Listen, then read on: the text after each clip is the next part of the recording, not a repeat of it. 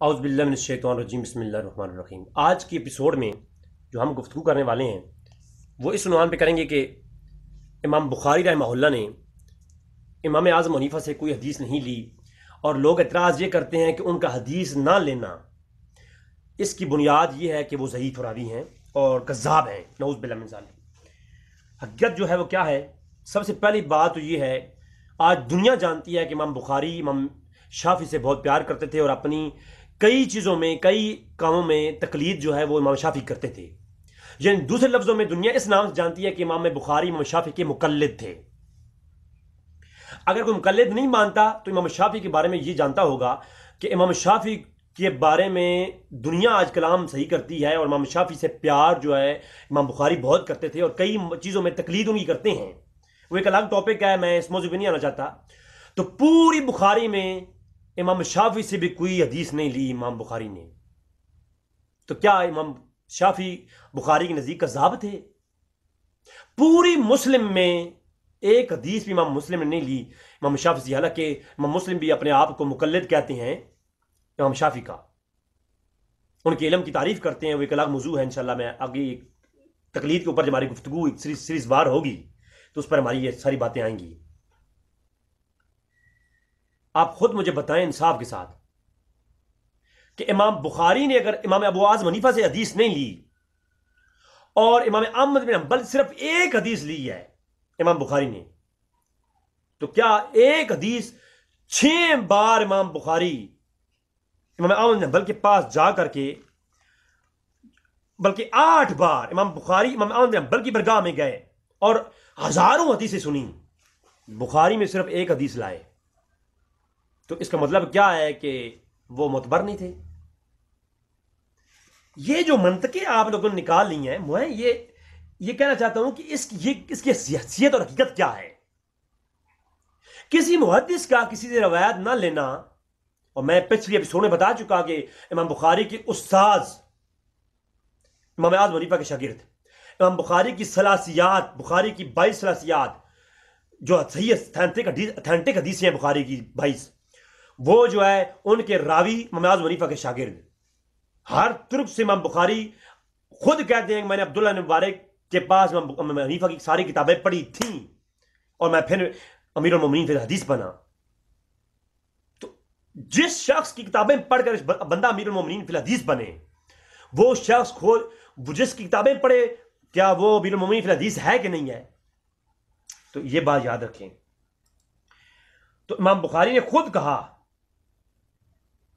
کہ، بلکہ امام قسطلانی ارشاد الساری شرح بخاری کے مقدمے میں لکھتے ہیں کہ لم یروا عن شافعی فی صحیح، کہ شافعی سے کوئی حدیث صحیح جو ہے نا صحیح بخاری کے اندر امام بخاری نے نہیں لی۔ تو اس کے بارے میں آپ کیا کہیں گے جناب؟ لہٰذا امام بخاری نے امام احمد بن حنبل سے صرف ایک حدیث روایت کی ہے، تو آپ کیا کہیں گے؟ دخلت بغداد آخر سمان مرات کل ذالک اجلس احمد بن حنبل، کہ امام بخاری کہتے ہیں میں آخری 8ویں بار بغداد گیا اور ہر بار میں احمد بن حنبل کی مجالس میں اختیار کی۔ اور امام مزی نے، امام سیوطی نے امام بخاری کے ترجمے میں لکھا کہ امام بخاری نے امام احمد بن حنبل سے روایت کیا ہے، صرف ایک ہی روایت کی ہے۔ تو پوری اور حیرانگی کی بات یہ ہے کہ ایک کتاب و نکاح کے اندر امام بخاری نے ایک ہی روایت احمد بن حنبل سے لی ہے۔ ابن حجر فتح باری شرح بخاری میں لکھتے ہیں اس مقام پہ آگے کہ وَلَيْسَ الْمُصَنِّفُ فِي هَذَا الْكِتَابِ رَوَايَا عَنْ احمد إِلَى فِي هَذِهِ الْمَوْضُوع، کہ اس عنوان سے ایک ہی روایت احمد بن حنبل سے امام بخاری لائے ہیں۔ یار کچھ ہمیں سمجھاؤ نا۔ تو اس کا کیا مطلب ہے کہ امام احمد بن حنبل جو ہے وہ نہیں کیا، امام حنبل جو ہے وہ غیر ثقہ تھے کہ ان کی ایک ہی روایت لائے ہیں امام بخاری، اور امام بخاری نے جو ہے یہ جو روایتیں لائی ہیں، امام بخاری نے صحیح میں اپنے شیخ محمد بن یحییٰ بن عبداللہ بن خالد زہلی، میں نے پہلے ہی بتایا تھا کہ امام زہلی سے جو امام بخاری کے شیخ ہیں، ٹوٹل پوری صحیح بخاری میں 30 روایت لکھی ہیں جن سے انہوں نے ہزاروں حدیث سنی تھی۔ اب اس پہ تھوڑا کلام کروں گا میں کہ امام زہلی جو تھے، محمد بن یحییٰ زہلی، ان کے پاس جا کر کے امام بخاری جو ہے وہ حدیث جو ہے سنا کرتے تھے، اور امام زولی جو تھے امام بخاری کے درمیان بڑی محبت تھی، بڑی چاہت تھی، اور امام بخاری نے بہت کچھ اپنی استفادہ کیا تھا امام یحییٰ بن زولی سے، اور امام ابن مسلم نے بھی اس کو بیان کیا، بلکہ امام مسلم تو کہتے ہیں لقد قدم محمد بن اسماعیل بخاری نشاپور وما رأیت ولیا ولا عاملا فعلا۔ اب توجہ کرنا، امام محمد بن اسماعیل بخاری جب نشاپور آئے، اب یہ بات توجہ طلب ہے، اب اس باتیں سمجھانے کے بعد آخر میں بتاؤں گا کہ امام بخاری اور امام مسلم اور امام بخاری امام اعظم حنیفہ کے درمیان کیا اختلاف ہوا کہ انہوں نے حدیث نہ لی۔ جب امام محمد بن اسماعیل بخاری نشاپور جاتے تھے اور امام اپنے استاد امام یحییٰ بن زولی سے روایت سماع کرتے تھے، اب سماع کرنے کے لیے گئے، نشاپور آئے تو اہلیان نشاپور نے ان کا پرجوش استقبال کیا، ایک بڑے پیمانے پر استقبال ہوا۔ امام بخاری کے استاد امام زولی جو ان سے بہت پیار کرتے تھے امام بخاری سے، انہوں نے شاگردوں کو حکم دیا جاؤ جا کر کے امام بخاری سے جو ہے ان کا استقبال کرو، اور پھر جہاں وہ قیام پذیر ہوں گے، ان کی مجلسیں ہوں گی تو اسے سماع کرنا، حدیث سماع کرنا۔ امام بخاری آئے، پہلے دن کی نشست قائم ہوئی، ہزاروں لوگوں کا مجمع، لوگوں نے حدیث سماع کی۔ دوسرے دن کے لیے پھر نشست قائم ہوئی تو وہاں کسی نے سوالات کرنے شروع کر دیے۔ لوگوں نے کہا کہ امام بخاری سے اس وقت قرآن کا مسئلہ تھا، جیسے آج گستاخ رسول کا یا آج کے زمانے میں مختلف مسائل چھڑتے ہیں، اس دور میں قرآن کے متعلق جو ہے مسئلہ تھا کہ خلق قرآن کے اوپر بحث ہوتی تھی، عقیدہ خلق قرآن کا ایک عقیدہ قائم تھا۔ بعض لوگ کہتے تھے کہ جو قرآن ہے یہ مخلوق ہے، اور بعض کہتے ہیں یہ اللہ کا کلام ہے، تو اس کے اوپر ایک آپس میں علماء میں بحثیں ہوتی، بڑے بڑے لوگوں میں آپس میں جھگڑے ہوتے۔ پھر اسی طرح ایک اور مسئلہ تھا، دو بڑے مسائل پر علماء میں علمی اختلاف تھا، اور وہ ایک مسئلہ تھا خلق قرآن کا، دوسرا تھا کہ ایمان جو ہے وہ عمل کا نام ہے یا لسان تصدیق بالقلب کا نام ہے، یعنی زبان سے کہنا اور تصدیق کی قلب کر دینا، بس ایمان اس کا نام ہے۔ اور ایک اور فرقہ تھا، وہ کہتا ہے کہ ایمان تصدیق کرنے کے ساتھ ساتھ عمل کا نام ہے، جو عمل کے ساتھ کرے، جو کچھ سیکھے اسلام کہے اس پہ پورا پورا عمل کرے وہ مومن ہے، جو عمل چھوڑ دے ایمان کہتا رہے زبان سے تو وہ مومن نہیں ہے، وہ کافر ہے۔ یہ دو بڑے فرقے تھے، وہ آگے میری بات آ رہی ہے، امام اعظم حنیفہ کے موضوع پر یہ بات ہوگی تصدیق بالقلب کی، لیکن اب یہاں پر بات چھڑ گئی کیونکہ اس وقت مسئلہ تھا خلق قرآن کا۔ کچھ کہتے کہ قرآن مخلوق ہے، کچھ کہتے قرآن جو ہے کلام ہے اللہ کا۔ تو امام یحییٰ بن زولی نے کہا اپنے شاگردوں سے، خبردار، میں نے سنا ہے امام بخاری کا عقیدہ کچھ ہم سے جدا ہے، اس عقیدے پر، عقیدہ ہے خلق قرآن پر۔ بخاری کہتے ہیں جو قرآن ہے وہ اللہ کا کلام فی نفسی کلام ہے، اور یہ جو کلام قرآن ہم پڑھتے ہیں، یہ جو لفظ ہمارے پاس موجود ہیں، یہ لفظ اللہ کا کلام نہیں، یہ مخلوق ہے۔ اب اس پہ ایک اختلاف امام بخاری کا سن رکھا تھا امام یحییٰ بن زولی نے، تو خبردار، ابن زولی نے کہا کہ ہم نے شاگردوں کو، امام مسلم موجود تھے وہاں پر، امام ابن حجاج المسلم وہ وہاں موجود تھے، کہا خبردار کوئی بندہ بھی اس موضوع پر بخاری سے سوال نہ کرے، اگر آپ سوال کریں گے بخاری اس پہ اپنا عقیدہ بتائے گا اور ہمارے عقیدے کے مخالف جائے گا، اور لہٰذا پھر اختلاف قائم ہو جائے گا۔ پھر امام بخاری کی شاگرد چلے گئے، اس جگہ جا کر کے بیٹھے اور سماع شروع کیا، تو کسی نے شرارت کی اور یہ سوال امام بخاری کو کر دیا کہ آپ خلق قرآن کے متعلق کیا عقیدہ ہے، اور امام بخاری نے تو ظاہر سی بات ہے، عالم کا جو عقیدہ ہوتا ہے وہ گج وج کے بیان کرتا ہے، تو امام بخاری نے سر عام کہہ دیا کہ میرا عقیدہ یہ ہے۔ بس لوگوں نے اختلاف شروع کر دیا، وہاں ایک شور مچ گیا، اور امام زہری نے کہا تھا، میں نے کہا تھا کہ خبردار امام بخاری سے یہ سوال نہ کرنا، جنگ سی ہو گئی۔ اس کو روایت کیا ابن عساکر نے تاریخ دمشق کے اندر، زیبی نے سیر اللہ نبلا کے اندر، اور ایک طویل یعنی ترجمہ بخاری کے اندر یہ پوری موجود ہے بات، امام مسلم نے اس کو روایت کیا ہے۔ تو ایک شور مچ گیا، لوگوں نے کہا کہ نکالو ادھر سے امام بخاری کو۔ پھر امام بخاری کو نشاپور سے نکالا گیا، امام بخاری بخارا پہنچے، بخارا یہ بات پھیل گئی کہ امام بخاری کا عقیدہ باقیوں سے ہٹ کر ہے. اگر باقیوں سے ہٹ کر کے امام بخاری کو لوگوں نے کذاب اور مرجیہ کہا ہے، وہ میں جیتے آگے دکھاؤں گا، تو کیا لوگوں نے بعض امام بخاری کے مقابلے میں ایسے عقیدے رکھی ہیں؟ یا ابن زوری نے نیشاپور سے امام بخاری کو نکلوا دیا، جن سے 30 روایتیں جو لے چکے تھے روایتیں، وہ بخاری میں امام بخاری نے روایت کر دی، جو رہتی تھیں، جو اور ہزاروں لینی تھیں، اور ایک حدیث بھی نہیں سنی، کیونکہ استادوں نے امام بخاری کو نکال دیا شہر سے ہی. بخارا پہنچے تو بخارا میں بھی یہ شور مچ گیا، لوگوں نے بخارا سے بھی نکال دیا. اللہ اکبر. لہذا امام ذیلی نے امام بخاری کی اس عقیدت مند بارے میں کہا کہ تم صالح شخص کے پاس جا کر کے حدیث سما کیا کرو. کہ امام بخاری نے اپنے اس شاگرد کے بارے میں یہ لفظ کہے تھے، اذهبوا الى هذا الرجل صالح فاسمعوا منه، کہ جا کے میرے بخاری جو صالح انسان ہے اس کے پاس جا کے سنو. لیکن وہی شخص مجلس کے بعد کہا کہ اس شخص کو یہاں سے نکال دو. اس کا مطلب یہ نہیں وہ کذاب تھے. امام ذیلی نے اپنے شاگرد کا انکار کیا، لیکن اس کا مطلب نہیں وہ کذاب تھے، وہ حدیث میں ضعیف تھے. اس کا مطلب نہیں امام بخاری حدیث میں فن میں ضعیف ہو گئے، نہیں، وہ امیر المومنین فی الحدیث ہی رہے ہیں. ایک مسئلے پہ اختلاف ہوا، آج یہ میں اسی لیے کہتا ہوں، یہ دیوبندی یہ بریلیوں والا معاملہ چھوڑو، یہ وہابی یہ دیوبندی بریلیوں والا سنی والا معاملہ چھوڑو، یہ شیعہ سنی والا معاملہ چھوڑو. اتنے بڑے بڑے ائمہ کے درمیان اتنے بڑے اختلاف، لیکن پھر بھی کافر نہیں کہا کسی کو. عقیدے کے تحت شہر سے نکلوا دیا، اپنے عقیدے پر کمپرومائز نہیں کیا. تم بھی کمپرومائز نہ کرو، لیکن کافر نہ کہو، تکفیر نہ کرو. خدا کے لیے میں ہاتھ جوڑتا ہوں، امت کو ایک کرنے کی کوشش کرو. آگے چلو. پھر کیا ہوا کہ امام بخاری پر یہ جو تہمت لگی تو یہ ایک بات پھیل گئی کہ جناب امام بخاری خلق قرآن کے اندر جو ہے اسلاف سے ہٹ کر عقیدہ رکھتے ہیں. ہاں جی، بڑی معذرت کے ساتھ. تو پھر کیا ہوا کہ انہوں نے جو ہے اس میں مخالفت اختیار کی اور شدید پروپیگنڈے کا ہو گئے.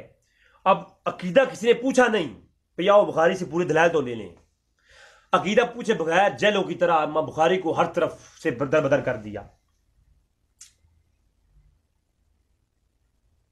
پھر امام زہری نے اس کے بعد یہ اعلان کیا، الا من يختلف الى مجلسه لا يختلف الينا فانهم كتبوا الينا من بعد انه تكلم في اللفظ فانه فلم ينتهوا فلا تقربوا ومن يقرع فلا يقرنا. کہا خبردار جو کوئی بھی امام بخاری کی مجلس میں جاتا ہے وہ ہمارے پاس نہ آیا کرے. اب کیونکہ علماء نے بغداد سے ہمیں لکھا ہے کہ لفظ قرآن پہ کلام کیا ہے بخاری نے، اور جس نے ہم سے اسے روکا ہے یہ باز نہیں آیا. یہ بخاری ہماری بات سے باز نہیں آیا، بس اس کے قریب مت بیٹھا کرو. جو شخص اس کے قریب جائے گا وہ ہمارے قریب نہ آیا کرے. پھر اسی لیے امام زہری نے اعلان کیا، لا یساکنی ہزار رجل فی البلد، جو اس شخص بخاری کے ساتھ میری اس شہر میں سکونت نہیں ہو سکتی. یا تو اس شہر میں بخاری رہے گا یا امام زہری رہے گا.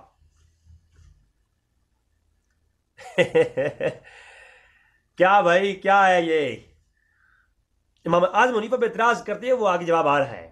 لیکن پہلے یہ دیکھو، اختلاف تھا، حدیثیں 30 لیں، جو حدیثیں لے چکے تھے وہ لیں، اس کے بعد حدیث نہیں لی امام بخاری نے، یعنی مسافر بنا کر کے نکال دیا.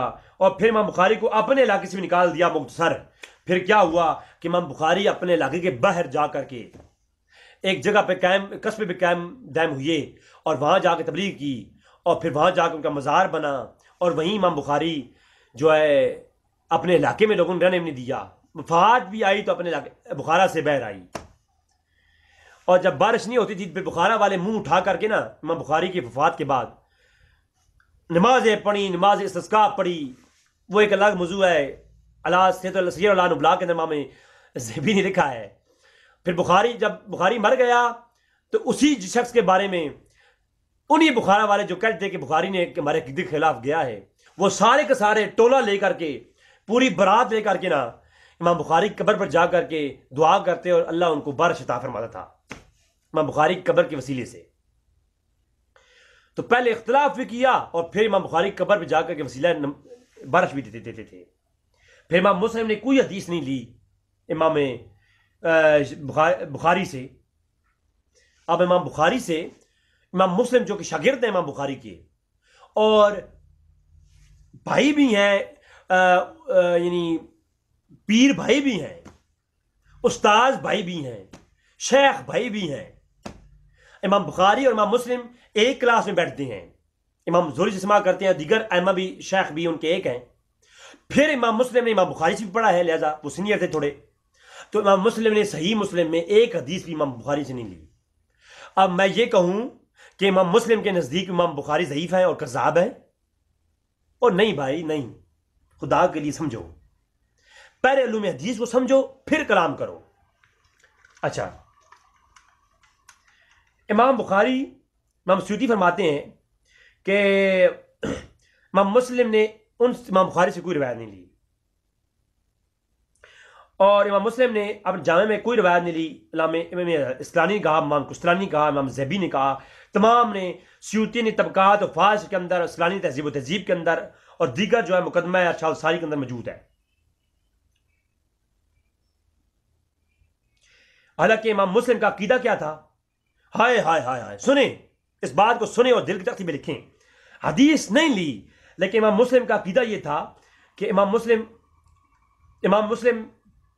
امام احمد بن علی اصبہانی نے امام بخاری کی امام مسلم کے ساتھ جو ہے کس ذکر کیا ہے، اور فرماتے ہیں کہ امام بخاری کے پاس امام مسلم گئے اور کہا، دعنی حتی اقبل رجلی کا یا استاذ السازین یا سید المحدثین و طبیب المحدث فی عللہ، فرمایا اے استادوں کے استاد، امام بخاری کو امام مسلم نے کہا کہ اے استادوں کے استاد، اے سید المحدثین، اے علل حدیث کے طبیب، آپ مجھے اجازت دیں کہ میں آپ کے پاؤں کا بوسہ لوں۔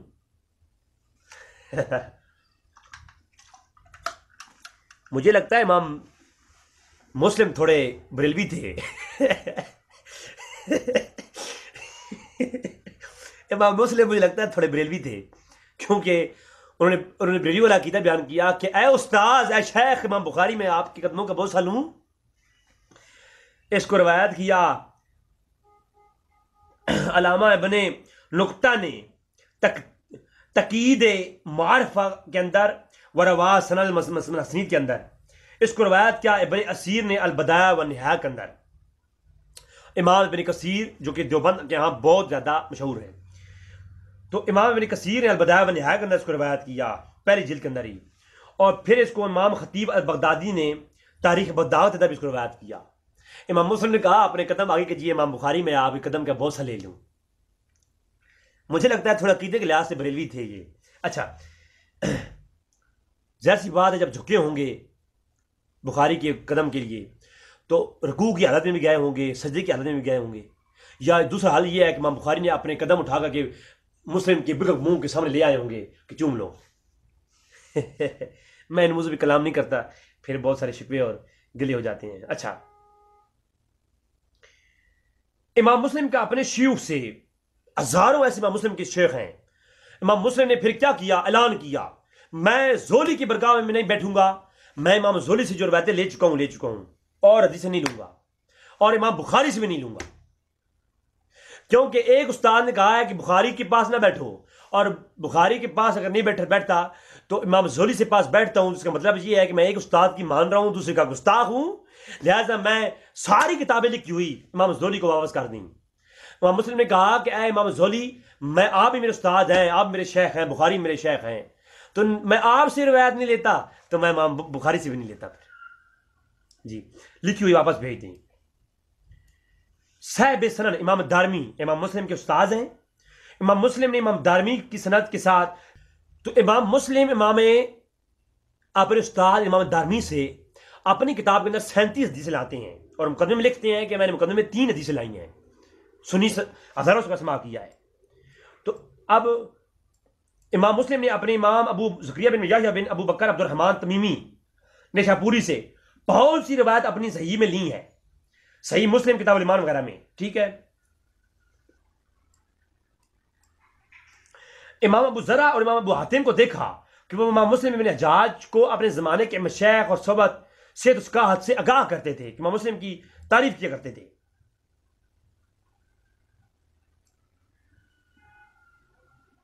اور پھر امام مسلم خود کہتے ہیں کہ امام نبی نے، امام ابن صلاح نے اور دیگر ائمہ نے اس کو روایت کیا۔ امام حافظ ابن مکی بن عبدان نیشاپوری نے اس کو روایت کیا کہ امام مسلم نے کہا کہ میں نے اپنی جامع صحیح میں ابو زرع رازی کی جامع صحیح کو میں نے ابو زرع رازی کی برگاہ میں پیش کیا، پس انہوں نے اس ایک روایت کو دیکھا، جس روایت پر علت کی نظر کی میں نے اس روایت کو اپنی صحیح سے نکال دیا اور باقی کو لکھ لیا۔ امام ابن صلاح نے معروف مقدمہ کے حدیث کے اندر لکھا کہ اس کی سند جید ہے کہ امام مسلم نے ابو زرع کی خدمت میں رہ کر کے حدیث کو بیان کیا ہے۔ امام ابو زرع جن کے برگاہ میں امام مسلم نے پوری صحیح مسلم پیش کی اور امام مسلم کی صحیح کی تصدیق کی، امام مسلم کی صحیح مسلم کی تصدیق کی امام ابو زرع نے، اس کے بعد امام مسلم نے کہا جس حدیث پر انگلی کی ہے کہ یہ حدیث صحیح نہیں، تو میں نے اس حدیث کو صحیح مسلم سے نکال دیا امام ابو زرع کے کہنے پر۔ اور امام ابو زرع کے متعلق امام ابن صلاح شاہ زہری، جن کی مقدمہ ابن صلاح بہت مشہور ہے، آپ پڑھتے ہیں صحیح علوم حدیث کے اندر، تو علوم حدیث کے اندر سب سے بہترین مقدمہ ابن صلاح، اس کے اندر لکھا ہوا ہے اسناد جید حدثہ بمسلم ہی یدرہ ابی زرع، کہ امام مسلم سے ابو زرع سے امام مسلم نے کئی حدیث سنی ہیں اور ان سے بیان بھی کیا ہے، لیکن حیرانگی کی بات یہ ہے کہ صرف ایک حدیث پوری صحیح مسلم میں ابو زرع سے امام مسلم لائے ہیں۔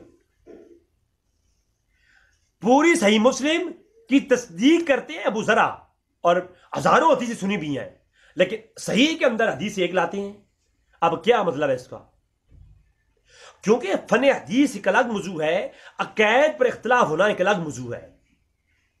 تو عقائد پر اختلاف جب ہو جاتا ایک شاگرد کا اپنے استاد سے، تو اس عقیدے کے متعلق پھر جو ہے وہ اپنے شیوخ سے کوئی حدیث لیتا نہیں تھا،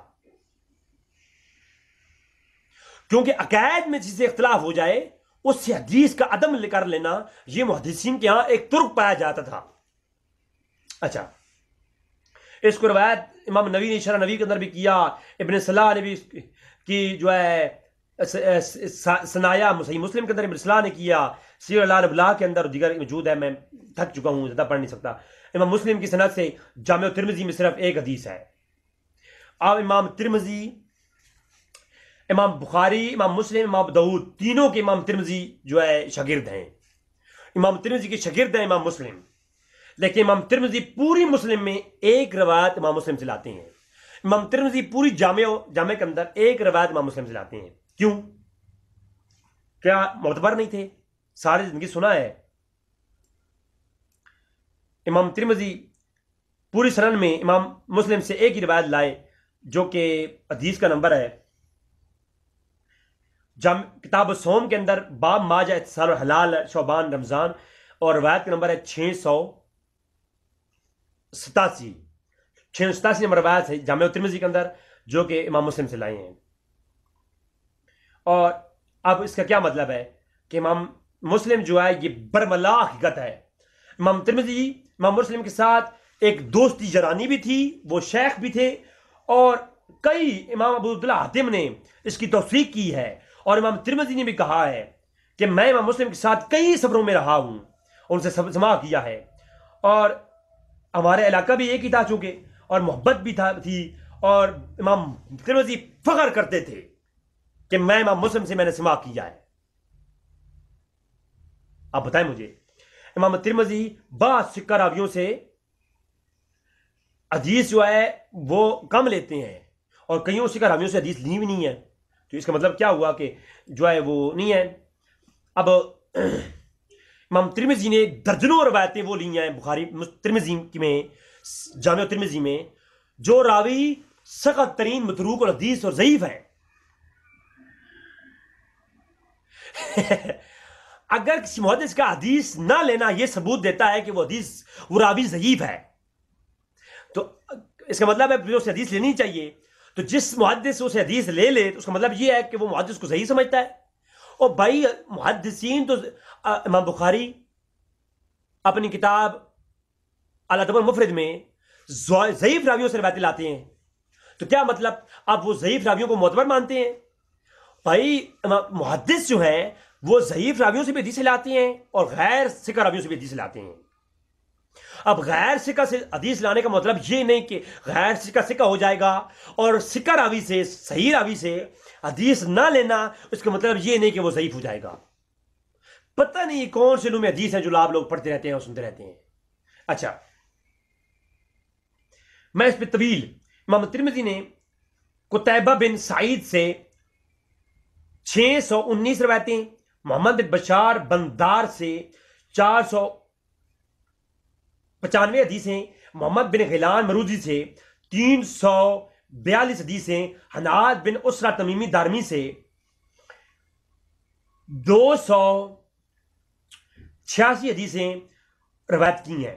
اسی طرح محمد بن یحییٰ ادنی سے 181 حدیثیں، محمد بن علا حمدانی سے 193 حدیثیں، علی بن حجر سعدی سے 173 حدیثیں، عبد الحمید الکشی انصاری سے 185 حدیثیں، احمد بن منبع بغوی سے 257 حدیثیں.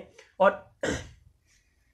یعنی ان 9 شیوخ سے امام ترمذی نے، جو 9 شیوخ میں نے بتایا آخر میں، ان سے امام ترمذی نے 2704 حدیث روایت کی ہیں.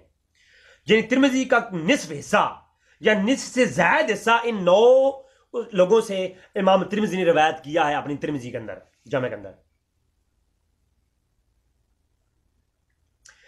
اب یہ جو 9 ہیں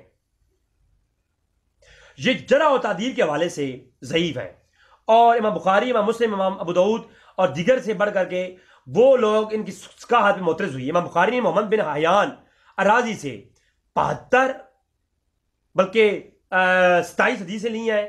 اور ان کے بارے میں ابو ذر رازی ابن خراش کا قول ہے کہ وہ کذاب تھا. محمد بن حیان رازی کون ہے؟ وہ کذاب تھا. امام ترمذی نے 27 حدیثیں لی ان سے. امام ترمذی اس کی اسی طرح محمد بن یزید اجلی سے 15، اور پھر آگے جو ہے ائمہ و جرح تعدیل نے کہا کہ وہ کون ہے؟ لیسا بقوی، یہ روایت میں کبھی نہیں ہے. امام ترمذی نے سفیان بن وکی بن جرح سے جو ہے 65 روایت لی ہیں، جبکہ متروک الحدیث کہا گیا ہے انہیں. اب ایک طویل فہرست میں پیش کرتا جاؤں گا کہ وہ امام ترمذی نے ایک کثیر ذخیرہ حدیث کا ضعیف روایوں سے لائے ہیں. تو کیا وہ صحیح ہو گئے؟ بھائی کسی روایت کا لینا یا نہ لینا اس چیزوں پر نہیں ہے.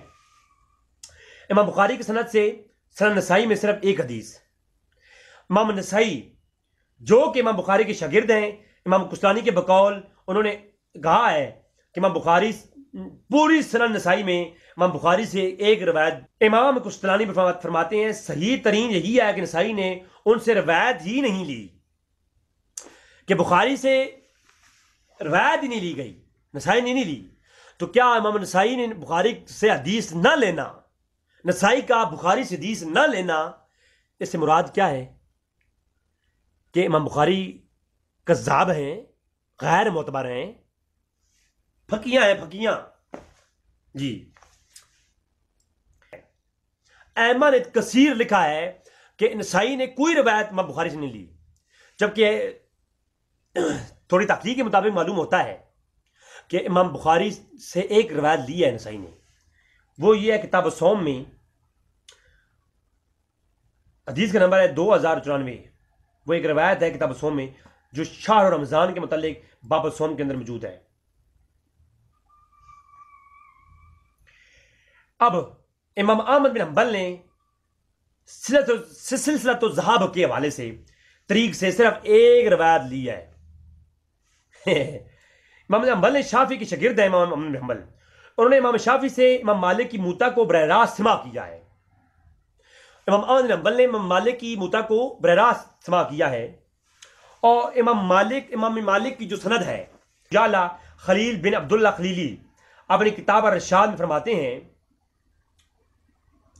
امام احمد بن حنبل امام شافعی کے شاگرد ہیں اور انہوں نے امام شافعی سے موطا کی براہ راست سماع کیا ہے.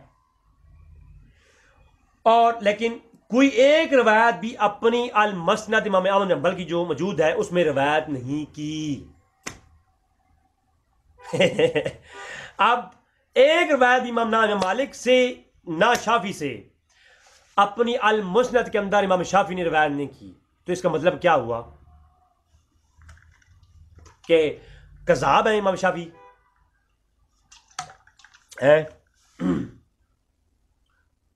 بلکہ امام ابو جعفر نے فرمایا سمعت موتا کہ امام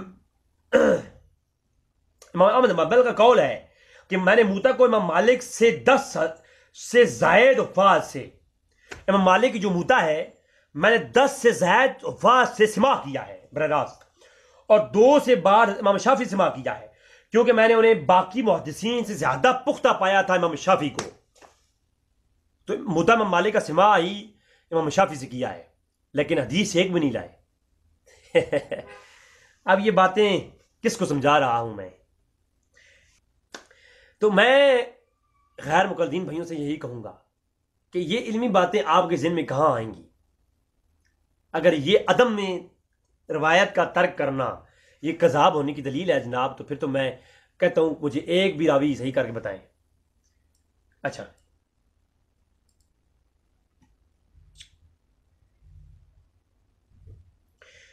امام ابو سعید علائی اور دیگر امام احمد کی سب اسنائد سے اجل اسنائد امام شافعی کی طرف سے قرار دی ہیں، اور کہا ہے کہ روا احمد بن حنبل ان شافعی ان مالک نافع ان عمر، کہ بڑے بڑے ائمہ نے کہا ہے یہ جو اس سند کے ساتھ روایت ہوتی ہے وہ کافی قوی ترین ہوتی ہے. اور فرمایا کہ امام سبکی نے کہا کہ اس سند سے ایک حدیث روایت کرنے کے بعد کہا کہ امام مالک ان نافع ان عمر کے طریق کو سلسلۃ الذہب کہا جاتا ہے. آگے لکھتے ہیں کہ اگر تو چاہے تو امام احمد کا امام شافعی سے روایت کرنا، اور ان کا امام مالک سے، ان کا نافع سے، ان کا عمر سے، ان کا مزنی، اس طرح مزنی کا امام شافعی کی طریق سے روایت کرنے کو سلسلۃ الذہب کا شمار کرنا جائز ہے. تو یہ معلوم ہوا کہ امام احمد بن حنبل نے اپنی مسند میں 36,363 کے قریب حدیثیں مبارکہ جمع کی ہیں. ان میں سے شیخ اکبر امام شافعی سے کل 9 حدیثیں روایت کی ہیں، اور سلسلۃ الذہب کی جو چین ہے جو امام مالک سے ان شافعی ان مالک ان نافع ان عمر، اس چین کے ساتھ پوری مسند میں صرف 9 روایتیں لائے ہیں. جو اصل چین ہے اس سے صرف 9 روایتیں لائے ہیں. کوئی یہ کہہ سکتا ہے کہ زیادہ روایتیں کیوں نہیں لائے؟ کم روایتیں لانا اس بات دلیل ہے کہ وہ کبھی نہیں تھی؟ نہیں. اور 36,000 روایتوں میں صرف 9 روایتیں امام شافعی سے لائے ہیں، امام شافعی کی طرف سے. ناظرین، اب اگلی جو بات ہے، اب امام بخاری سے نے حدیث کیوں نہیں لی امام اعظم حنیفہ سے؟ اس پر جو خاص بات ہے وہ یہ ہے اختلاف کیا ہوا تھا امام بخاری کا امام اعظم حنیفہ سے. پہلی بات یہ ہے کہ امام اعظم سے امام بخاری جو ہے نا ان کا سماع کیسا ہوا ہے، وہ ان سے ملاقات بھی ہوئی ہے کہ نہیں ہوئی، ایک الگ موضوع ہے، انشاءاللہ آگے چل کے وہ بات آئے گی. لیکن اس وقت 2 چیزوں پر بحث جاری ہوا کرتی تھی، اختلاف تھا علمی طور پر علماء میں. وقت چونکہ 2 بڑے مسئلوں پر اختلاف تھا، ایک قرآن اللہ کا کلام ہے یا اللہ کی مخلوق ہے، اس پر آپس میں جنگ ہوا کرتی تھی، علمی جنگ. لیکن کافر کہنے سے پھر بھی اجتناب کیا جاتا تھا، بس گمراہ کہہ کر کے، جیسا کہ امام بخاری کو ان کے استاذ امام زہلی نے اپنے علاقے سے نکلوا دیا، اور پھر پورے بخارا سے امام بخاری کو نکال کے باہر پھینک دیا، اس لیے کہ وہ قرآن کو اللہ کا کلام یہ مانتے تھے یا اللہ کا جو ہے وہ مخلوق مانگتے تھے. اس پر وہ بحث کرتے تھے. تو وہ عقیدہ جو امام بخاری کا تھا وہ باقیوں سے الگ تھا، تو انہوں نے نکال کے وہاں سے باہر نکال دیا. اسی وجہ سے امام مسلم نے، امام نسائی نے امام بخاری سے بھی روایتیں نہیں دیں، ایسے اختلاف ہی کی وجہ سے.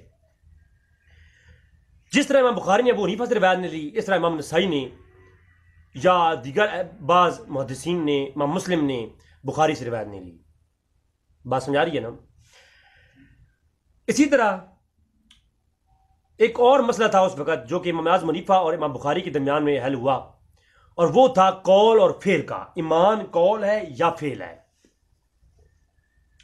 چونکہ امام بخاری کا یہ عقیدہ تھا اور وہ باقاعدہ بخاری کے اندر صحیح بخاری کتاب الایمان میں پورا باب قائم کر کے لاتے ہیں کہ ہوا قول و فعل. ایمان کیا ہے؟ ایمان القول و فعل. قول کا بھی نام ہے اور فعل کا بھی نام ہے. تھوڑی وضاحت کرنا چاہوں گا اس کی. یعنی جو بندہ زبان سے اقرار کرے اور پھر اس پہ عمل بھی کرے تو وہ مومن ہے. جو زبان سے اقرار کرے اور اس پہ عمل نہ کرے وہ کافر ہے. یہ امام بخاری کا عقیدہ تھا. اور امام اعظم حنیفہ کا عقیدہ یہ تھا اگر کوئی تصدیق و بالقلب کرتا ہے اور اقرار و باللسان و تصدیق و بالقلب. ابو حنیفہ کا یہ عقیدہ تھا کہ جو کوئی شخص اقرار و باللسان زبان سے کہتا ہے وہ تصدیق و بالقلب اور دل سے تصدیق کرتا ہے وہ مومن ہے. اگرچہ وہ عمل نہیں کرتا اور اگر عمل نہیں کرتا تو وہ گمراہ ہوگا, وہ کافر نہیں ہوگا. مثلا نماز کا مسئلہ ہے. آپ بخاری کہتے ہیں کہ جو کوئی نماز پڑھتا ہے جو نماز کو ترک کرے وہ کافر ہو گیا. ابو حنیفہ رحمہ اللہ کہتے ہیں اگر کوئی نماز کو ترک کر دے وہ گمراہ ترین شخص ہے لیکن وہ اسلام سے خارج نہیں ہوگا. کیونکہ نماز کیا ہے؟ ایک فعل ہے. قول تو دونوں کے ہاں ایک جیسی ہے عقیدہ. فعل کے اوپر جو اختلاف ہوا. ابو حنیفہ کہتے ہیں کہ فعل جو ہے وہ ایمان کا حصہ نہیں ہے.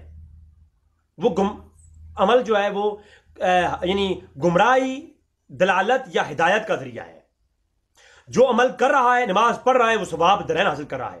جو نماز کو چھوڑ دے, ہاں انکار نہ کرے, انکار کرنا کفر ہے, نماز کا تارک ہو, نماز قضا کر دیتا ہو, تو وہ کون ہے؟ وہ گمراہ ہوگا, اسے ہم کافر نہیں کہہ سکتے. امام بخاری کے فتوے کے مطابق امت کے اندر کوئی ایک نماز چھوڑ دے تو وہ کافر ہے. کون ہے وہ کافر ہے. ایک نماز جس نے بھولے سے رہ گئی, بس انہیں نماز فعل کو چھوڑ دیا تو ایمان سے وہ خارج ہو گیا. جبکہ ابو حنیفہ کے نزدیک جو اقرار و باللسان کرتا ہے اور یہ جو ہے وہ اس کا وہ ایمان والا ہے, مومن ہے, وہ کتنے سے بڑا بھی گمراہ کرے, ذریات دین کا انکار نہ کرے, بس وہ بڑے سے بڑا گناہ بھی کرتا ہو شرک کو چھوڑ کر کے, ابو حنیفہ نے کہا ہے, وہ آگے بات آ رہی ہے, شرک کو چھوڑ کر کے, تو باقی جو گناہ بھی ہوگا وہ جو ہے اللہ تبارک تعالیٰ معاف کر سکتا ہے. وہ مومن ہے شخص, اس کو کافر نہیں کہہ سکتے ہم. اور عقلی طور پر بھی دلالت طور پر بھی ابو حنیفہ کا جو عقیدہ تھا وہ کافی ظاہر تھا.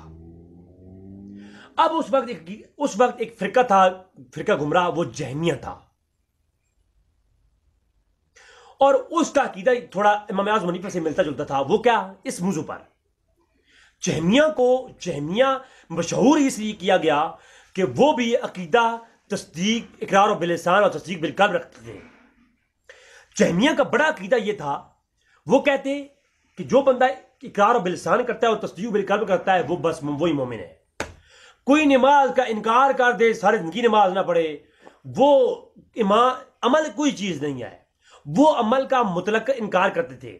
ابو حنیفہ عمل کا مطلق انکار نہیں کرتے تھے. جہمیہ کے خلاف ابو حنیفہ نے بڑا کام کیا ہے, وہ آگے بات آ رہی ہے. اور جہمیہ ابو حنیفہ کو کہا جایا کرتا تھا کیونکہ لوگوں میں بات مشہور تھی, ٹی وی تو تھا نہیں, ابو یوٹیوب تھا نہیں, اور کتابیں تو ابو حنیفہ کی ہر جگہ مشہور تھی نہیں. جس نے سنا ابو حنیفہ نے یہ کہا ہے کہ ابو حنیفہ نے کہا ہے جی ایمان تصدیق بالقلب کا نام ہے, تو وہ کہتے یہ تو جہمیہ کا عقیدہ ہے. اب تصدیق آگے تفصیل کیا تھی, تفصیل ابو حنیفہ نے فقہ اکبر کے اندر بیان کی ہے, وہ آگے پیش کروں گا میں. جہمیہ کے عقیدہ ہونے میں لسان اقرار باللسان اور تصدیق بالقلب, اور ابو حنیفہ کے لسان بالقلب ہونے کا, اقرار باللسان اور تصدیق بالقلب ہونے کا عقیدہ, یہ دونوں عقیدے ابو حنیفہ کے, جو ابو حنیفہ کا عقیدہ اور جہمیہ کا عقیدہ, ان کا بظاہر ایک ہے اور حقیقت میں زمین آسمان کا فرق ہے. جہمیہ کا عقیدہ تھا بس اقرار باللسان کرو, تصدیق بالقلب کرو, باقی کچھ بھی نہ کرو, تم مومن ہو, تم جنتی ہو. ابو حنیفہ کا عقیدہ تھا خبردار ایسا نہیں ہے, تصدیق باللسان کرو اور اقرار باللسان کرو, تصدیق بالقلب کرو, تم جو ہے مومن ہو. لیکن اگر کوئی نماز چھوڑتا ہے تو وہ گمراہ ہے, اپنی اعمال بدکاری کے سبب وہ جہنم میں جائے گا. وہ کہتے ہیں اعمال جو بھی کرو جہنم میں نہیں جاؤ گے تم لوگ. جہمیہ کا عقیدہ تھا. اور علامہ شہرستانی نے الملل والنحل لکھی کتاب جو اس دور کے سارے عقیدوں کے ان فرقوں کے اوپر لکھی کتاب ہے. انشاءاللہ میرا ایک لیکچر پورا اس کتاب پہ آئے گا علامہ شہرستانی کی الملل والنحل کے اوپر، تو وہ پڑھ لیں تو اس کے اوپر یہ ساری تفصیلات مل جائے گی. اب امام بخاری تک یہ بات پہنچی کہ ابو حنیفہ جو ہے وہ یہ عقیدہ رکھتے ہیں کہ تصدیق و اقرار و باللسان و تصدیق و بالقلب. اتنی بات پہنچی، اب سننے سنانے کا دور تھا، سارے سن سنا کے لوگ تھے، علمی کتابی دور نہیں تھا، اور جو ہے بابوں کا خدا اور ہے اور کتابوں کا خدا اور جو لوگ نعرہ لگاتے ہیں ان کے لیے لمبا فکریہ ہے کہ اس وقت کتابوں کا دور نہیں تھا، بابوں کا دور تھا. امام بخاری بابے تھے، ابو حنیفہ بابے تھے، امام بخاری کے استاد بھی بابے تھے، سارے بابوں نے ایک دوسرے کو بتایا ہے. پھر ابو حنیفہ نے جو علم پڑھا تھا وہ بابوں سے پڑھا تھا، کتابوں سے نہیں پڑھا تھا. پھر ان کے ابو حنیفہ کے جو بابے تھے وہ جو ہے صحابہ تھے، تو انہوں نے بھی جو ہے کدھر سے پڑھا تھا؟ کتابوں سے نہیں پڑھا تھا. لہذا یہ جو نعرہ ہوتا ہے بابوں کا خدا اور ہے کتابوں کا اور ہے، تو یہ جو میں نے پوری آج کی نشست ہے اس نے تو چٹا کھول دیا ہے نا کہ بابوں کا ہی دین ہے، کتابوں کا دین نہیں ہے. تو اس وقت سنی سنی بات امام بخاری تک یہ پہنچی تو امام بخاری کا یہ عقیدہ نہیں تھا، امام بخاری کا عقیدہ کچھ اور تھا. تو امام بخاری اس پر اختلاف رکھتے تھے امام بخاری اسے. پھر امام بخاری نے جو ہے یہ بات سنتے ہی اپنی کتاب تاریخ کبیر میں لکھا. بلکہ پہلے میں بتاتا ہوں کہ امام بخاری نے جب یہ دلائل پیش کیے تو امام اعظم حنیفہ کے دلائل تھے کہ ابو حنیفہ نے فقہ اکبر کے اندر کہا، اور شرح ملالکاری کی موجود ہے، اور ابو حنیفہ وسیع کتاب کا نام مجموعہ کتب شیخ زید کوثری، علامہ زید کوثری جو مصر کے بہت بڑے عالم اور علم کا ڈنکا بجتا ہے، انہوں نے اس کو وضاحت سے لکھا ہے کہ ایمان ہوا اقرار و تصدیق. ایمان صرف زبان سے اقرار اور تصدیق کا نام ہے. اور امام اعظم حنیفہ کی کتاب 50 وصیہ اس کی شرح لکھتے ہوئے امام کوثری نے کہا ایمان اقرار باللسان و تصدیق و بالجنان، کہ تصدیق کرنے کا، دل سے تصدیق کرنے کا، اور ایمان ایک زبان سے اقرار کرنے کا نام ہے. امام بخاری کا، امام جو ہے ابو حنیفہ کا یہ عقیدہ تھا. اب امام بخاری کا یہ طریق تھا کہ امام بخاری چاہے ابو حنیفہ ہوں یا ان کا کوئی اور مشائخ ہو، جس سے بھی ان کا اپنا نظریاتی اختلاف ہو جاتا اس سے وہ حدیث لیتے نہیں تھے. اب دیکھنا،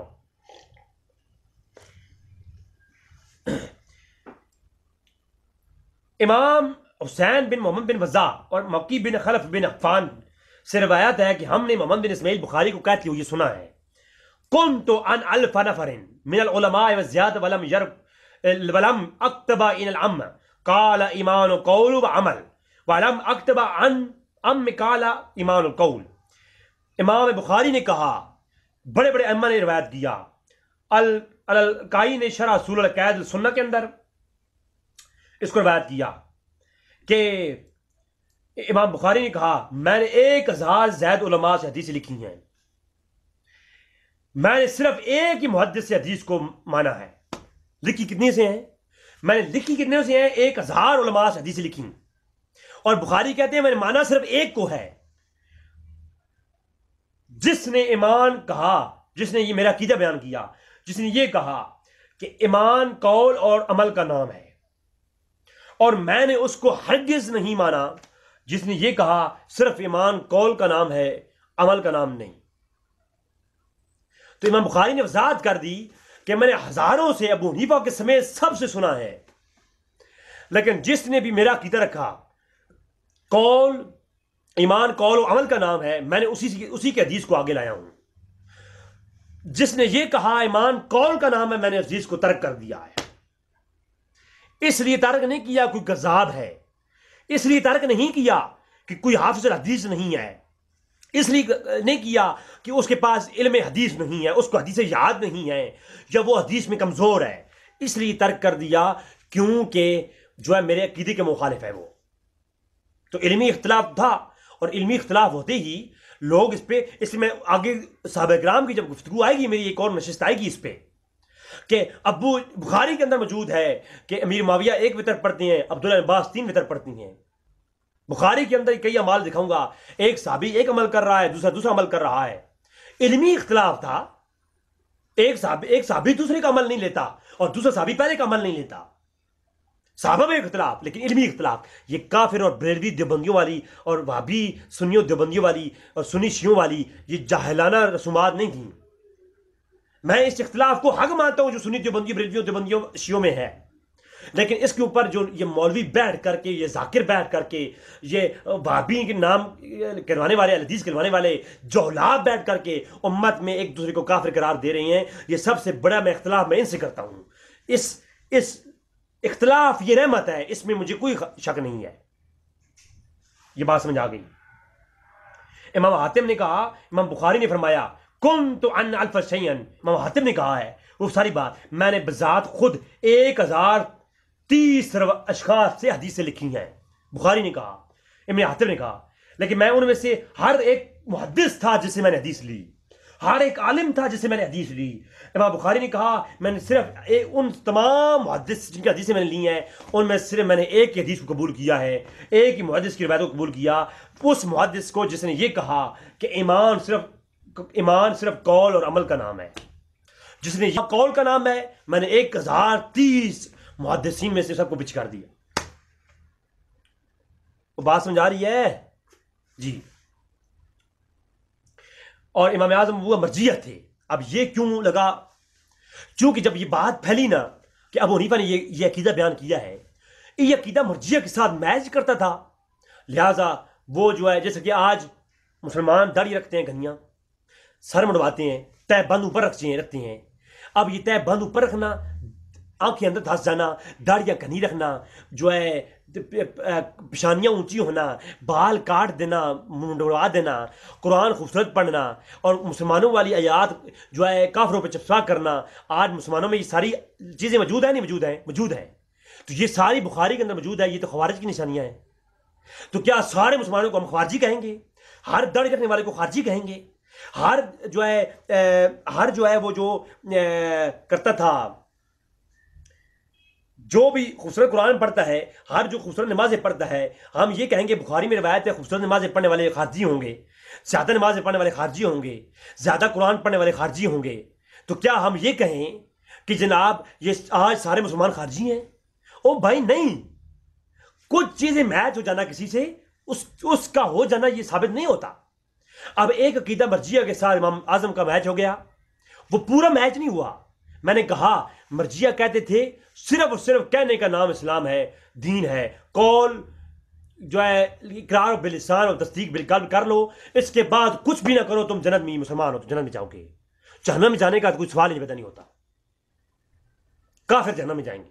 جبکہ اب اعظم حنیفہ کہتے تھے اقرار باللسان اور تصدیق بالقلب کر لو، لیکن اس کے بعد اگلی بات یہ ہے عمل جو ہے وہ ایمان کا حصہ نہیں ہے، وہ واجب ہے. کیا ہے؟ وہ واجب ہے. کرو تو جنت میں جاؤ گے، نہیں کرو تو جہنم میں جاؤ گے. لیکن کافر نہیں ہو تم مومن ہی ہوگے. ٹھیک ہے؟ تو تمہیں سزا ملے گی اس کی جو تم نے غلط کیا ہے. تم نے شراب پی، شراب کو تم حرام سمجھتے ہو، تو پھر تم نے پی ہے، تو پھر تم کیا ہو؟ تم ہو مسلمان ہی، لیکن تم نے گناہ کیا ہے، تمہیں جہنم میں جائے گا. تمہیں سزا ملنے کے بعد تم جنت میں جاؤ گے. لیکن اگر تم نے شراب پی اور کہا کہ شراب جائز ہے تو پھر تم کافر ہو گئے ہو، پھر تم پکے پکے جہنم میں جاؤ گے. ابو حنیفہ کی یہ بات آگے آ رہی ہے. وہ تو امام بخاری تک یہ بات کہ ابو حنیفہ جو ہے وہ مرجیہ کی والی بات پیش کر رہے ہیں کہ جو ہے وہ تصدیق بالقلب، اگلی بات نہیں پہنچی، تصدیق والی بات نہیں آئی. تو اب جو ہے پھر کہہ دیا امام بخاری نے، کہا کہ کان مرجیا سکنو عنہ وعن رایہ وعن حدیثہ، کہ ابو حنیفہ مرجیہ ہیں، محدثین ان سے روایت نہ کریں اور ان کی رائے لینے سے اور ان کی حدیث لینے میں سکونت اختیار کریں. اچھا، کافر نہیں کہا، غیر محدث نہیں کہا کہ وہ مرجیہ ہیں. حدیث میں اس لیے نہیں لے رہا کیونکہ ان پر مرجیہ کا الزام لگا ہوا ہے اور مجھ تک خبر پہنچ چکی ہے، اور مرجیہ کا الزام لگ چکا، اب خبر پہنچ چکی. اب اگر یہاں پر بخاری نہیں اقبال رضی بھی ہوتا نا تو وہ حدیث نہ لیتا. اگر یہاں کوئی شخص بھی ہوتا وہ حدیث نہ لیتا. کیوں؟ اگر وہ حدیث لے کر سامنے لائے گا تو ہزاروں لوگ جو اس وقت اعتراض کر رہے تھے وہ کہتے بخاری ایک مرجیہ کی روایت تو بخاری میں لا رہا ہے، پوری بخاری کو رد کر دیتے. لہذا یہ عقلاً بات ہے. امام بخاری نے یہ کہیں نہیں کہا، میرا چیلنج ہے کہ ابو حنیفہ ضعیف ہیں. انہوں نے کہا کہ وہ مرجیہ ہیں، ان کو مرجیہ پر الزام ہے، لہٰذا ان سے حدیث کی سکونت اختیار کریں، حدیث نہ لیں. اچھا، اسی قول کے اندر بات موجود ہے کہ ابو حنیفہ محدث ہیں، کیونکہ امام بخاری یہ کہتے ہی نہیں. امام بخاری یہ کہتے ہیں ابو حنیفہ تو محدث ہی نہیں ہے، ان سے تو روایت نہیں لینی چاہیے. وہ کہتے ہیں کوئی محدث بھی ابو حنیفہ سے حدیث نہ لے، حدیث ان کے پاس ہے تو تب بھی نہ لے نا. ایک ہے چیز ہو ہی نہیں تو اس کی چیز لے کیسے؟ تو اس کا مطلب ہے ابو حنیفہ کے پاس حدیثیں تھیں، تو امام بخاری جیسے اپنے استاد سے حدیثیں نہیں لیں، زولی سے روک دیں. جس طرح امام بخاری نے امام احمد بن حنبل سے صرف ایک حدیث لی ہے، اسی طرح امام بخاری نے ابو حنیفہ سے بھی کوئی حدیث نہیں لی. جی، اس طرح امام بخاری نے شافعی سے حدیث کو نہیں لی، امام بخاری نے اور احمد سے حدیثیں نہیں لیں. اس طرح امام بخاری نے مرجیہ کی وجہ سے، وجہ مرجیہ الزام مرجیہ کی وجہ سے ابو حنیفہ سے حدیث نہیں لی. نہ یہ کہا کہ کذاب ہے، غیر محدث ہے، 20 حدیثیں یاد ہیں، ابو حنیفہ محدث نہیں ہے. ابو حنیفہ امیر المومنین فی الحدیث ہے. انشاءاللہ میرا لیکچر آئے گا اس پر بھی. جی، ہائے ہائے. ابو حنیفہ پر الزام لگانے والے نے ابتدا جو تھی وہ خوارج اور معتزلہ نے کی کہ ابو حنیفہ مرجیہ ہیں، اور یہ بات پھر پھیلتی گئی. تو ابو حنیفہ کے خلاف ایک جہاں اللہ کسی کو شہرت دیتا ہے تو ایک بڑی لوگ ہوتے ہیں بوز کرنے والے. تو ابو حنیفہ کے خلاف بوز کرنے والوں نے بہت کچھ لکھا، اور اسی طرح وہ چیزیں آگے پھیلتی گئیں. اور فقہ تھا قدریہ، تو قدریہ عقیدہ کے خلاف ابو حنیفہ نے بڑھ چڑھ کے کام کیا تھا، مناظرے کیے تھے. ابو حنیفہ ہر مناظرے میں جاتے تھے قدریہ کے خلاف، تو اس لیے ان کے مخالفین بہت ہو گئے تھے. جو بندہ مناظرہ کرتا ہے، میں خود اس فیلڈ میں رہا ہوں، تو مناظرے والے لوگ جو ہے نا ایک طبقہ مانتا ہے، 10 طبقے نہیں مانتے، بندے کے خلاف ہو جاتے ہیں. تو ابو حنیفہ کے خلاف لوگ بہت سارے مخالف تھے، ان کو ایک ادھوری بات ملی، انہوں نے اس کو بیرل کر دیا ہر طرف. نمبر 2، معتزلہ کا عقیدہ تھا، کبیرہ گناہ کے مرتکب تھے. ابو حنیفہ نے ان کی مخالفت اختیار کی، اور ان لوگوں نے ابو حنیفہ پر مرجیہ کا حکم لگایا. خوارج کا عقیدہ تھا، ابو حنیفہ نے ان کے خلاف مناظرے کیے، اور اسی طرح یہ باتیں بڑھتی گئیں، چلتی گئیں. اب امام صاحب خود کیا فرماتے ہیں، امام حنیفہ فقہ اکبر کے اندر کیا فرماتے ہیں لا نقولو، بلکہ میں ترجمہ پڑھتا ہوں. کہتے ہیں جناب، ہم یہ نہیں کہتے کہ مومن اس کے گناہ نقصان نہیں پہنچائیں گے. میں نے بتایا کہ مرجیہ کا عقیدہ کیا تھا، کہ وہ کہتے تھے کہ مومن کے اعمال گناہ جو ہے وہ کوئی نقصان نہیں پہنچاتے، وہ تو جنت میں جائیں گے، جس نے تصدیق کر لی زبان سے، دل سے بھی. ابو حنیفہ کہتے ہیں نہیں، ہم نہیں کہتے کہ مومن کے گناہ نقصان نہیں پہنچائیں گے، نہ ہم یہ کہتے ہیں کہ وہ دوزخ میں نہیں جائیں گے. جس طرح باطل فرقے مرجیہ اور باقی جو ہمارے مد مقابل ہیں وہ، اور معتزلہ خوارج، وہ جو ہے جہنم میں جائیں گے، ہمیشہ رہیں گے اور ہمیشہ جہنم میں رہیں گے. اسی طرح جو ہے ہمارا یہ عقیدہ ہے. لیکن اگرچہ وہ فاسق ہوں اور دنیا میں ایمان کی حالت میں رخصت ہوں، اور نہ ہم مرجیہ کی طرح یہ کہتے ہیں کہ وہ نیکیاں جو ہے مقبول ہیں اور گناہ معاف ہیں، ہم یہ نہیں کہتے. اور نہ ہم کسی اور طرح کچھ اور فتویٰ لگاتے ہیں، ہم یہ کہتے ہیں جو فاسق ہے وہ عذاب پانے کے بعد جنت میں جائے گا. اور ہمارا عقیدہ یہ ہے کہ جس شخص نے نیکی کی اس کی تمام شرائط کے ساتھ، یعنی ایوب فاسدہ سے مراد ظاہری جو گناہ ہوتے ہیں، مطلب ہے کہ تکبر، ریاکاری وغیرہ، نہیں، مطلب ایک شراب خوری، بدکاری، زنا، جھوٹ، جو یہ ایوب فاسدہ ہیں. تو ایسے شخص جو شرائط کے ساتھ نیکی اس نے کی وہ فاسد نہیں ہے. اور مانیے مبتلا کے، یعنی مانیے مبتلا سے مراد باطنی گناہ کبیرہ، ریاکاری وغیرہ سے بچا، تو اس شخص نے اسے کفر اور ارتداد سے ضائع نہ کیا، یعنی وہ جو ہے اس کی نیکی ضائع نہیں جائے گی، اس کی نیکی کا اجر ہے اس کے لیے. جہاں تک کہ دنیا سے مومن چلا گیا تو اللہ تعالیٰ اس کی نیکی ضائع نہیں کرے گا، اسے اجر دے گا. اور کفر شرک کے علاوہ، کفر شرک اگر نہ کرے گا تو پھر وہ جنت میں جائے گا. اور جو ایسے شخص جو بغیر توبہ کیے مر گیا، کفر اور شرک پہ مر گیا اور مشیت اللہ کے تابع نہ ہوا، تو ایسا شخص عذاب میں ڈالا جائے گا. اس کے لیے کوئی شفاعت نہیں ہے، اصلاً عذاب کا مستحق ٹھہرائے گا، اللہ جنت سے ہمیشہ اسے دور رکھے گا۔ یہ جناب تصریحات ہیں کہ امام اعظم حنیفہ کا جو عقیدہ ہے وہ مرجیہ کے بالکل مخالف تھا، اور اسی لیے بصرہ کے ایک عالم نے، عالم عثمان بدنی نے اپنی کتاب جو ہے اپنی طرف منسوب مرجیہ کے نام کی حقیقت کو واضح کیا۔ اس لیے امام اعظم حنیفہ رحمہ اللہ کے ایک کی طرف ایک عالم تھا عثمان بطلی کے، کیا نام تھا اس کا، عثمان بتی کے نام سے مشہور تھا، اس نے کتاب لکھی تھی ابو حنیفہ مرجیہ ہے، تو اس کے نام ایک بات لکھی، فما ذنب قوم تکلم بعدل، جو حق پر بولنے والی قوم کا یہی گناہ ہے کہ انہیں اہل بدعت انہیں مرجیہ کے نام سے مسموم کرتے ہیں، ٹھیک ہے، حالانکہ وہ اہل انصاف اہل سنت ہوتے ہیں، انہیں اس نام سے صرف اس کم ظرف لوگ منسوب کرتے ہیں، اور اپنا عقیدہ تو بتا چکے۔ پھر علامہ شہرستانی نے ملل النحال میں یہ پوری گفتگو لکھی ہے کہ مجھے اپنی عمر کی قسم ابو حنیفہ اور ان کے اصحاب کو مرجیہ سننا کہا جایا کرتا تھا، بہت سے کہنے والوں نے جمی مرجیہ میں ان کو شامل بھی کیا ہے۔ اس کا سبب یہ ہو سکتا ہے کہ ایمان تصدیق بالقلبی کا نام ہے، یہ گھٹتا بڑھتا رہتا ہے، اس الزام لگانے والوں کی گمان تھا کہ ابو حنیفہ کا عقیدہ اور مرجیہ کا عقیدہ ایک ہے، جو بات میں نے پیش کر دی۔ تو یہ ساری بات ہے جناب، اور امام ابو حنیفہ کی طرف، اور ابو حنیفہ کو اس طرف مرجیہ نہیں کہا گیا، اس دور سے پہلے بھی، اس دور میں بھی حسن بن محمد بن علی بن ابی طالب، ہاں جی، حضرت علی کی اولاد میں سے جو ہے حسن بن محمد بن علی، حضرت علی کے بیٹے محمد کے بیٹے حسن، ان کو بھی مرجیہ کہا گیا، حضرت سعید بن جبیر کو مرجیہ کہا گیا، عمرو بن عمرہ کو کہا گیا، محارب بن دثار کو کہا گیا، مقاتل بن سلیمان کو کہا گیا، معاذ بن ابی سلیمان کو کہا گیا، قدید بن جعفر کو کہا گیا۔ بات سمجھا رہی ہے نا کہ وہ یہ ساروں کو مرجیہ کی زد میں لایا گیا۔ تو ناظرین، یہ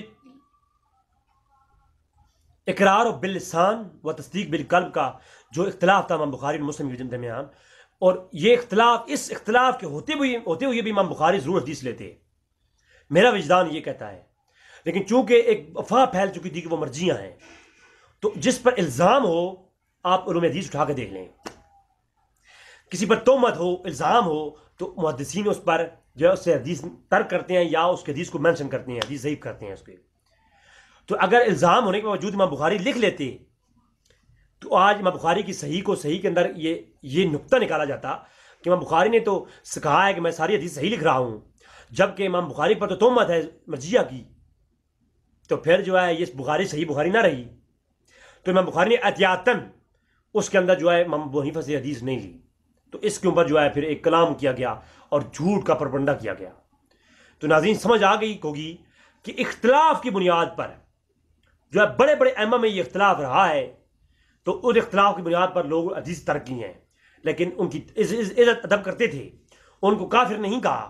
آج دیوبندی بریلوی ایک دوسرے کو کافر کہتی ہیں۔ اللہ تبارک تعالیٰ سے دعا ہے کہ رب تعالیٰ میں اختلاف کی رحمت جو ہے سمجھنے کی توفیق عطا فرمائے، سمیٹنے کی توفیق عطا فرمائے، اختلاف سے ملنے والی رحمت کو سمیٹنے کی توفیق عطا فرمائے، اور اختلاف میں مخالفت سے بچنے کی توفیق عطا فرمائے۔ وما علینا الا البلاغ المبین۔